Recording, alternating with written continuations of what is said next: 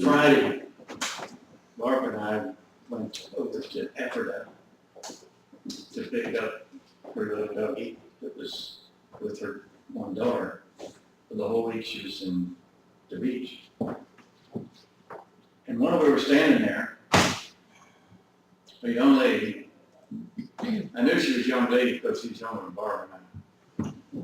She pulled into a car, or into the parking lot alongside of us. And it just clicked to me. What in the world was she thinking? Everything that you could see was tattooed and pierced. And I couldn't help but think, in 1 Corinthians, present your body a living sacrifice. And when I thought about that, oh my goodness. I wonder what she was thinking when she looked in the mirror. Oh boy. Mm-hmm. I think I need to get another tap. There's a little bit of skin showing. I just couldn't imagine. And each person is allowed to do and has a right to do what they feel led to do. But when we go to 1 Corinthians 6:19, they're not, the Apostle Paul's not stuttering. Do you know that your body is a temple of the Lord? Now, in old days, if you messed up the temple of the Lord, the building,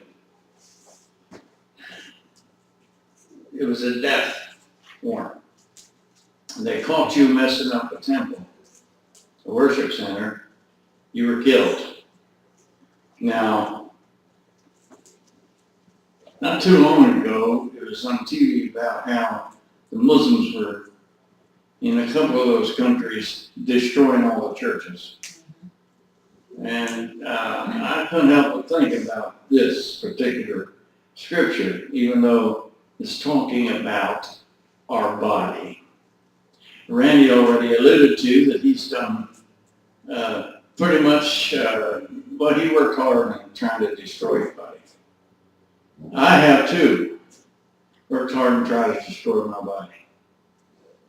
But I have come to the conclusion that my body is the temple. And so if we mess up the temple, if we're messing this temple up, guess what? So that's why I have on this side. I don't know if you have this in music anywhere, but that's okay.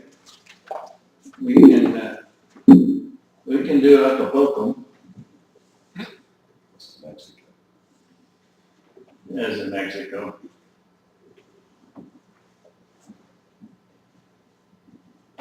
She gets out her books and starts shuffling. Earlier in the week, Barbara and I looked in different hymnals to try and find this song, and it wasn't there. It's a Dottie Rainbow song, who wrote over, I don't know how many hundreds of songs she wrote. Over 200 with a 4th grade education. 523 in the blue. It's also up there. No way. It's also up there. And you have the whole experience. All right. Sing it with me.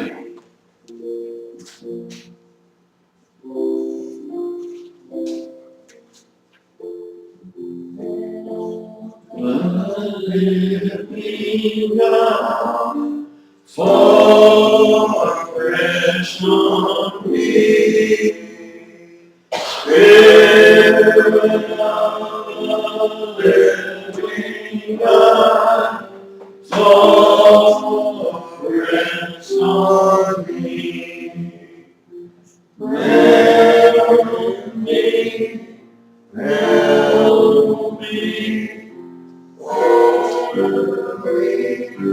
Help me,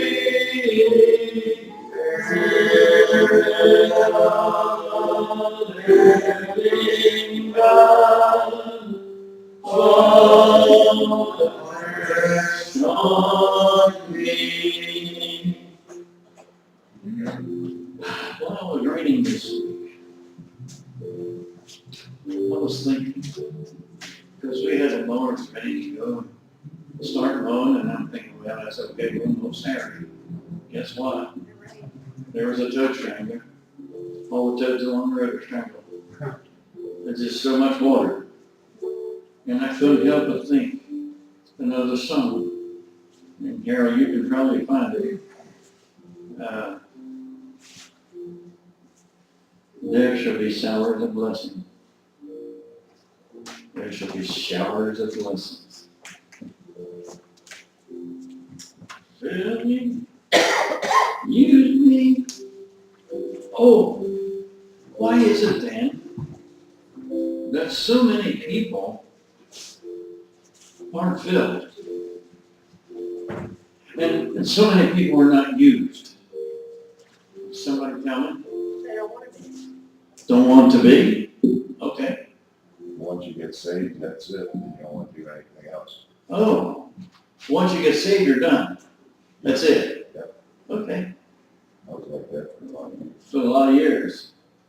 Yeah, okay. Danny Langdon, you got saved. Were you done? Yeah. No. I'm waiting for a response. 264. 264.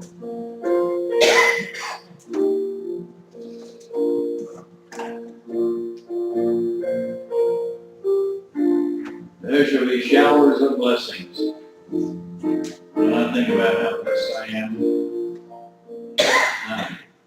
There shall be showers of blessings.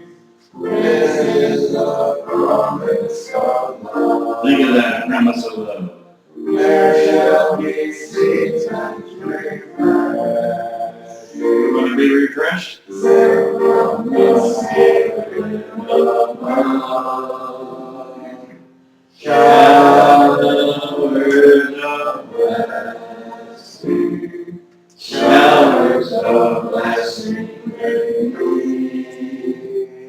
Mercy comes from the sun following, but for the showers lately. How many times have you sung that song? Oh man, a lot. These are two songs that growing up in the Church of the Brethren, we sang a lot. Spirit of the living God was often sung at the end of the service. Fall afresh on me. Melt me, mold me, make me, use me.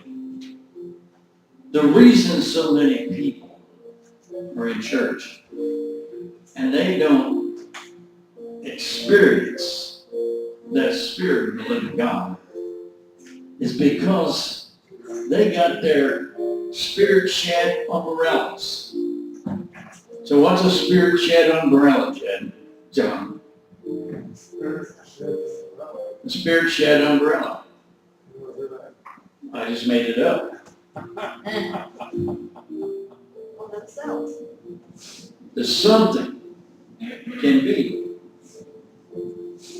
that you do that sheds those showers of blessings.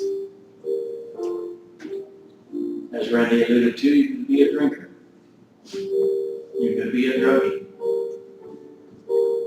You could be a person that it doesn't matter what God's word says. You're just going to do what the hell you want to do. That's right. You say amen.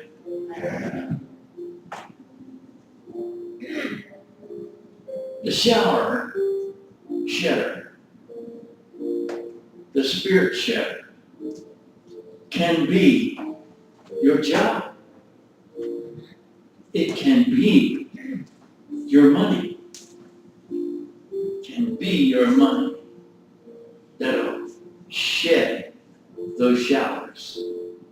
Oh, it could be your I say it. It can be your spouse. All too many times,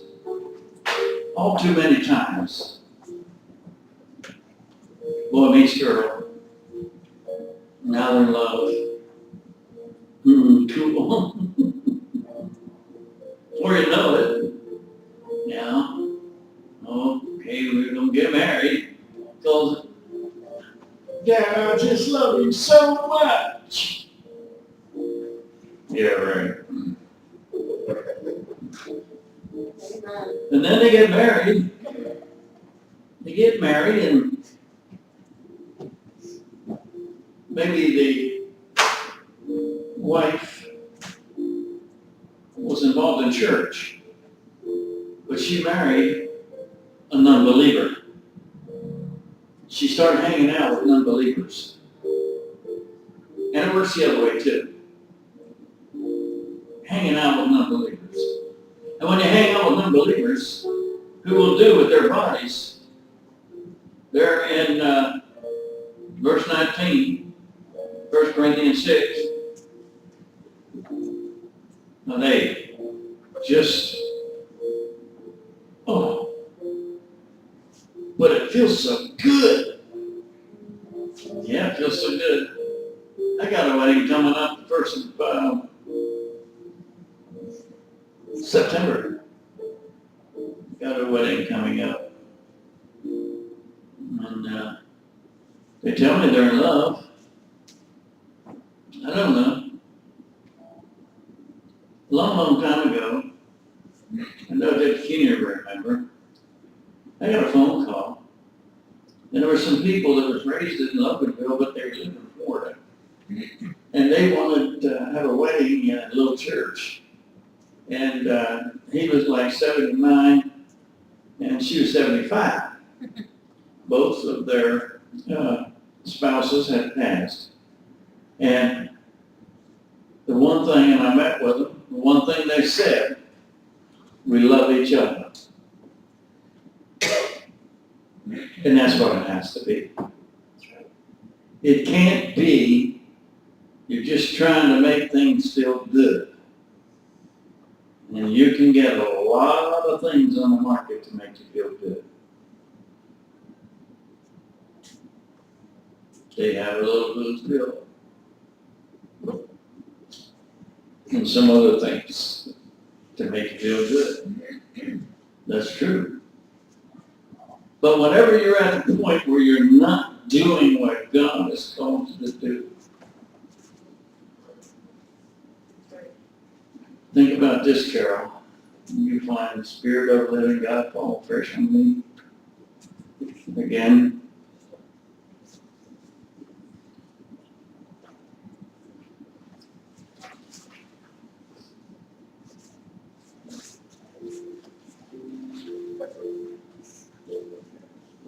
How do you keep your body sacred? 1 Corinthians 3:16. These are not my words. These are God's words. I'm so excited about what's going to happen next. After we're done here today, we're going to the family reunion. After that, I might go into the hospital. But the number one thing is God. Number one thing. Spirit of the living God, fall fresh with me. Somebody read 1 Corinthians 3:16. Don't you realize that all of you together are the temple of God and that the Spirit of God lives in you? Sometimes I look at some Christians, and if there's a Spirit of God living in that, man, I don't know what it is. It could be the spirit of Satan living in that. That's right. And I'm thinking, my golly, what's wrong with these people? I know that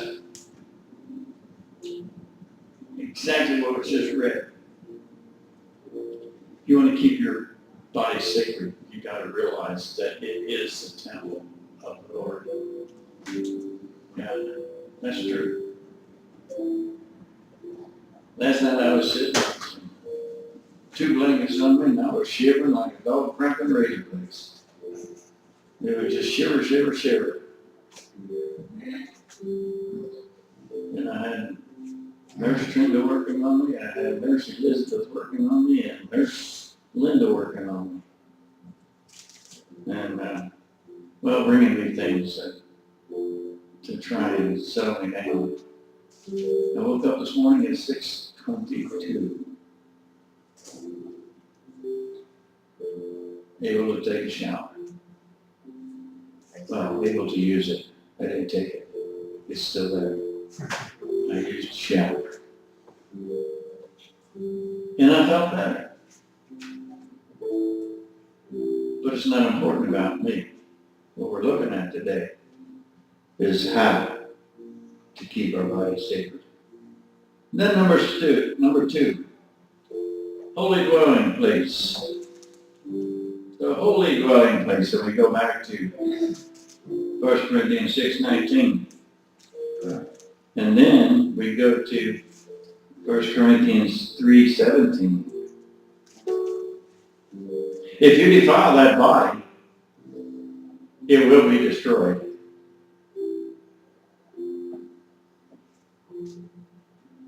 If you're an alcohol user, a tobacco user,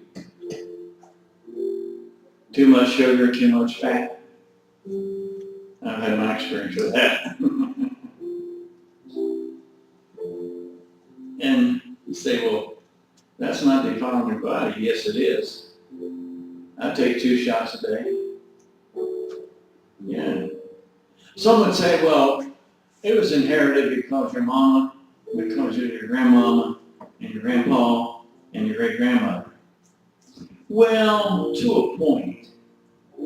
But we are responsible for our bodies. You say, man? We are responsible for the body that God has given us. Hallelujah.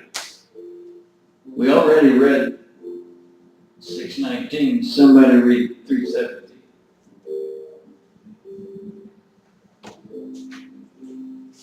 If anyone destroys God's temple, God will destroy him, for God's temple is sacred, and you are that temple. Okay. That doesn't mean like this church building. That means our body. Our body is the temple. If you destroy it,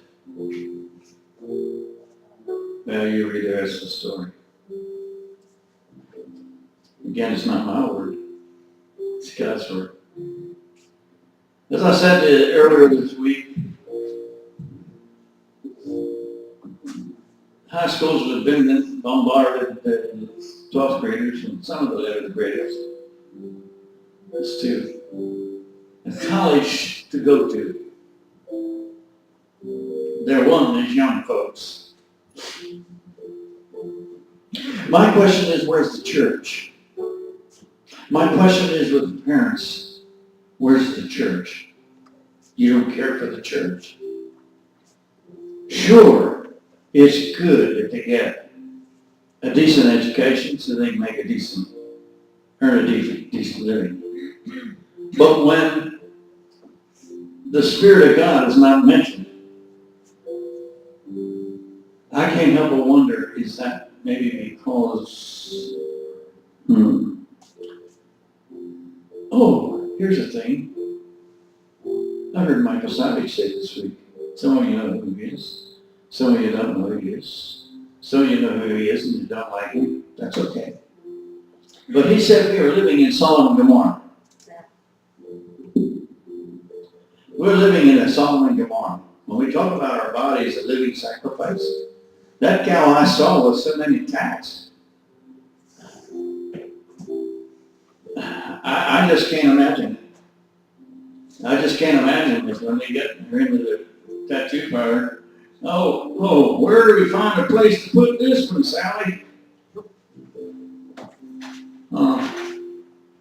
We're living in Sodom and Gomorrah. For those of you who don't know what Sodom and Gomorrah is, it was a city of ill repute. City of ill repute. You think we're not living in Sodom and Gomorrah? Think about how things are going on right now. Maddie's 11. And at that age already, they're teaching them about sex. Somebody say, well, that's good. That's good. But then they even go on, and some are supplying prophylactics. That's City of Sodom and Gomorrah. If you don't understand City of Sodom and Gomorrah, look it up, Google it. And you'll find out about the City of Sodom and Gomorrah. And the Spirit of a living God can't fall fresh on that. You can't do that. Spirit of the living God, fall fresh on me. Spirit of the living God, fall fresh on me. Make me, mold me, fill me, use me, Spirit of the living God, fall fresh on me. You take notice to the word the. It's capitalized. The living God. Throughout this world that we are living in, traveling overseas, I've learned to know some people who they worship, but some of them can't get through the head. They're down on their knees worshiping a rock, asking a rock to please help them. And then Randy was in India for a couple of times. And the people in India, they worship cows and what else? Elvis Presley statue. And Elvis Presley? No. Statue. So he left the building and when he went to India. Huh? There's a group of Indian people in India that they walk with a broom. They shuffle their feet and they go like this. And they go like, if they want to go from here to here, they're using a brush, a broom. And the reason they do that, they're afraid they might step on Uncle Billy or Sister Sarah, who is a bug and come back to life. There are so many weird spiritual, I can't even use the words to say it. Say it, Randy. You're Danny, yes. They traded the truth about God for a lie. So they worship and serve the things God created instead of the Creator himself, who is worthy of eternal praise. Amen. Amen. Amen. Spirit of the living God, fall fresh on me. Think about what you're singing. Spirit of the living. If you think it's just for Bob, forget it. It's not just for Bob. Believe it or not, it's for John. Let me mold me, fill use me, Spirit of the living God, fall afresh on me. Hallelujah.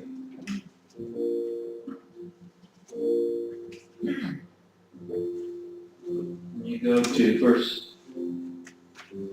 Corinthians 6:20. Go back there.